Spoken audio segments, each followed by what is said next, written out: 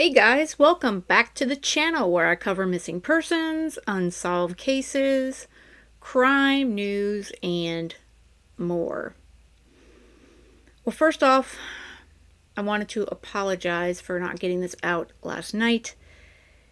Yesterday was officially Michael Monkey Vaughan's 9th birthday. And I think about him daily, but I thought about him even more so yesterday. It's hard to believe that he's been missing since he was 5 years old, and he would be 9 today. Wherever he is, he's now 9 years old. So I don't want to. This is not a video to go into the suspects, because that's something that we can do every other day. This video is to show little Michael's face and tell the truth, what the evidence shows about what happened to Monkey on July 27th, 2021. Michael was at home with his family, and his father was watching the kids, and most of you know the story as well as I do. And he was usually downstairs playing on a video game, his little Nintendo Switch.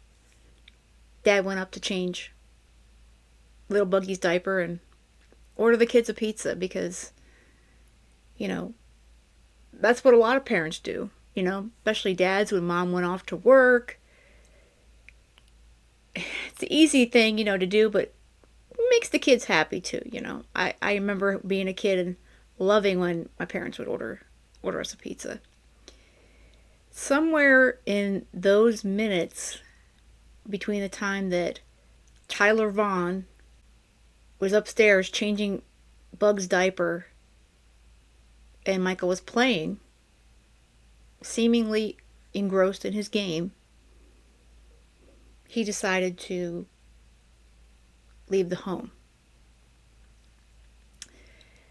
It's assumed that he went out the garage door and he went around the neighborhood looking for people to play with.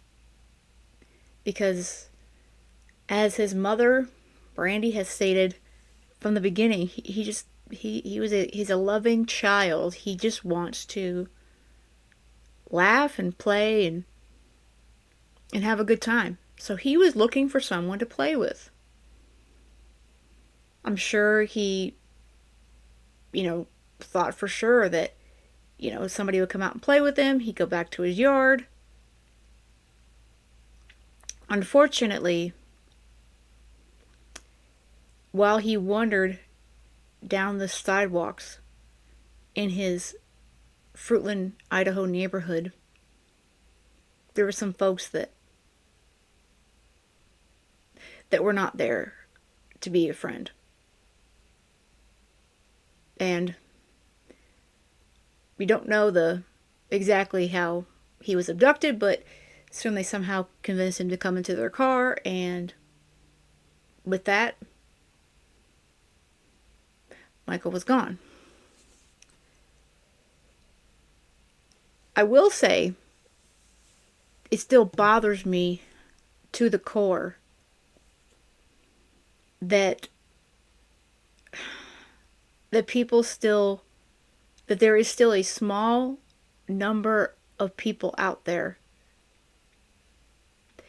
that believe his family, his father, his mother, have something to do with his disappearance. We listen to the evidence here. We listen to what law enforcement says. Chief Huff from Fruitland Police Department has made it clear the family is is not involved. He's stated they've been cleared. This was an abduction.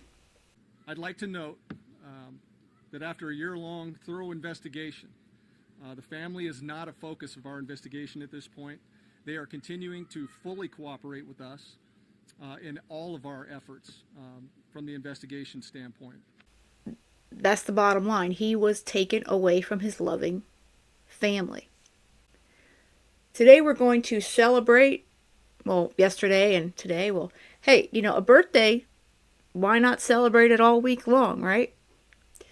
So we need to celebrate little Michael, continue to share his beautiful, beautiful face, his story, because as Brandy says, he's coming home. Michael is coming home. I'm going to play a bit of audio from it's a while back when Brandy came on Brooks's Live, Crime Lines and Lies, Kat and Nautilus, who also have channels. They were on there celebrating Michael's 6th birthday. I'm going to share photos of Michael as Brandy shares some stories about Monkey. 6 years ago, I woke up about 1 o'clock in the morning, and I thought it was Braxton Hicks, because a week prior, I thought I had gone into labor, and what I had actually done, because I was so big with him, I had torn the muscles in my ribs right here. Oh. Because it was so big. It was all belly. He was all belly. And so I woke up about 1 o'clock in the morning. Tyler was watching TV.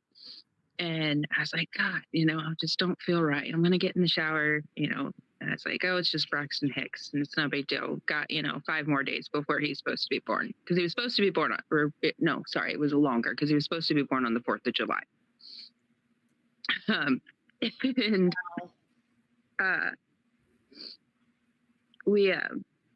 so I got in the shower, and then my contractions just kept coming faster and faster, and was like, Jesus Christ, okay. And so I laid on the couch for about an hour, and it was just not okay. And I was like, all right, Ty, we gotta go.